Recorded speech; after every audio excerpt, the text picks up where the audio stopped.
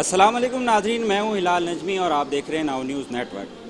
آج ہم ایک بار پھر کراچی میں نسلہ ٹاور میں موجود ہیں، وہی نسلہ ٹاور جس کے لیے سپریم کورٹ آف پاکستان نے احکامات دیے کہ نہ صرف اسے خالی کرایا جائے بلکہ منہدم کیا جائے۔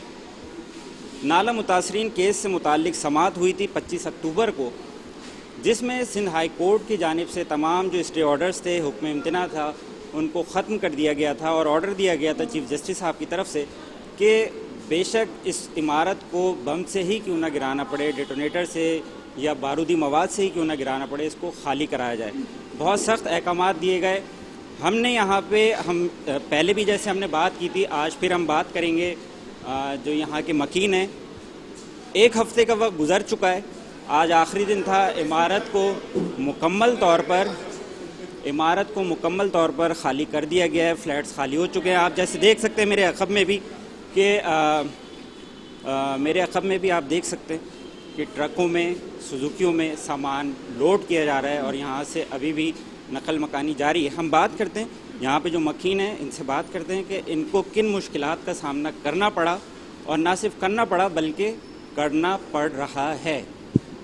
السلام علیکم جی، آپ بتائیے گا کہ ابھی یہ آرڈر آئے اس کے بعد جو ہے نقل مکانی کیا کہیں گے آپ؟ کیا مطلب کن مشکلات کا سامنا کرنا؟ سر ابھی تو مشکلات تو ہمیں بہت زیادہ ہیں، اس لیے ہمیں کہا گیا تھا کہ آپ خالی کر دیں، آپ کو پیسے بھی مل جائیں گے۔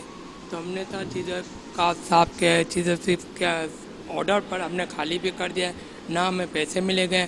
اچھا، ہمیں کہا گیا تھا بلڈر نے کہا تھا، آباد والوں نے کہا آپ کو پیسے بھی ملیں گے اور آپ کا اگر کہیں رہیں گے تو آپ کو کرایہ بھی دیا جائے گا، جو ابھی تک ہمیں کچھ بھی نہیں ملا۔ بس صرف ایسے ہی باتیں تھیں۔ مجھے تو ایسے لگتا ہے اب ہم اتنے پریشان ہیں، نہ گھر ہے رہنے کے لیے، کہیں یہاں وہاں سامان رکھوا دیا ہے، بس اب اس طرح ہے، نہ گھر بھی نہیں ہے، کچھ بھی نہیں ہے۔ ٹھیک ہے ناظرین، آپ نے سنی ان کی بات۔ جس دن یہ آرڈر آئے تھے اس کے اگلے ہی 2 دن میں یہاں کی گیس اور بجلی کے اور دیگر جو بھی وہ تھے وہ ختم کر دی گئے کنیکشن، جس کے بعد سے ان کی نقل مکانی کا سلسلہ شروع ہوا۔ ان کا سب سے پہلا تو مطالبہ یہی ہے کہ بھائی نہ تو متبادل کوئی انتظام کیا گیا کہ بھائی کسی ایسی جگہ پہ یا تو ٹھہرایا جائے، ایٹ لیسٹ ایسی جگہ پہ ان کو ٹھہرایا تو جائے، نہ ہی ان کو معاوضے کے لیے ابھی جیسے کہ میں نے پہلے بھی بتایا تھا کہ بلڈر کی طرف سے بھی ابھی کوئی خاطر خواہ کوئی مثبت جواب نہیں دیا گیا ہے۔ ان کا کہنا یہ ہے کہ ان کی جمع پونجی تھی، زندگی بھر کی جمع پونجی تھی، جس کے بعد انہوں نے یہ فلیٹس خریدے۔